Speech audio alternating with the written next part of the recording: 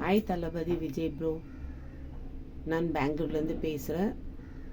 இப்போது எலெக்ஷன் வருதுன்னா என்ன மாதிரி எவ்வளோ வருஷம் அவங்க அந்த அரசியலில் இருந்தாலும் சரி, ஆனால் அவங்களுக்கு ஒரு பதட்டன்றது இருக்கும். நம்ம ஜெயிச்சிடுவோமா, நம்மளுக்கு ஓட்டு விழுவோமான்னு. அந்த மாதிரி பதட்டம் உங்களுக்கு வேண்டாம். ஏன்னா நீங்கள் கண்டிப்பாக நம்ம ஜெயிச்சிட்டோம், அந்த நம்பிக்கை எனக்கு இருக்குது. கண்டிப்பாக நம்ம ஜெயிக்குவோம். நம்ம ஜெயித்தாலும் நல்லதே சொல்லுவோம், நல்லதே செய்வோம், நல்லதே நடக்கும். அதனால எல்லா கடவுளும் உங்களுக்கு கண்டிப்பாக ரொம்ப உங்களுக்கு துணியாக இருந்து உங்களை வழி நடத்துவாங்க. உங்களை பேசுகிறவங்க என்ன பேசுகிறாங்களோ பேசிட்டோம்.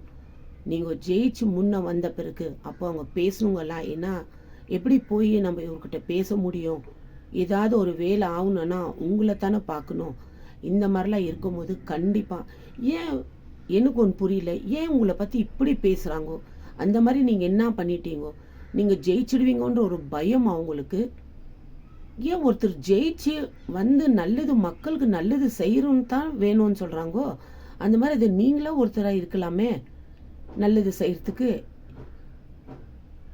அரசியலில் இருக்கிறவங்க அவங்க தலைமுறை பூரா அப்படியே அவங்களே செய்யணுமா, அவங்களே தான் இருக்கணுமா? வேறு யாரும் வந்து மக்களுக்கு நல்லது பண்ணுற அப்படின்னு சொல்லிட்டு அவங்க வந்து இருக்கக்கூடாதா? அவங்க நல்லது செய்யக்கூடாதா?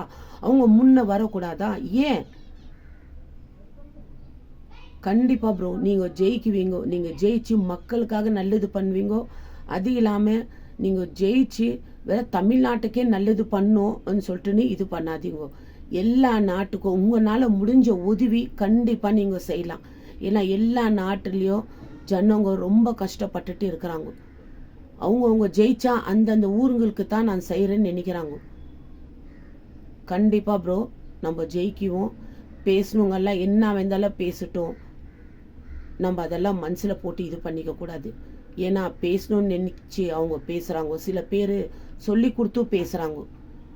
ஒருத்தர் நல்லது நம்மளுக்காக நல்லது நம்ம ஜெயிக்கிறோமோ ஜெயிக்கிறதுலையோ அது வந்து மக்கள் முடிவு பண்ணுறது. ஏன்னா மக்களுடைய நம்பிக்கை எல்லாமே உங்கள் மேலே இருக்குது.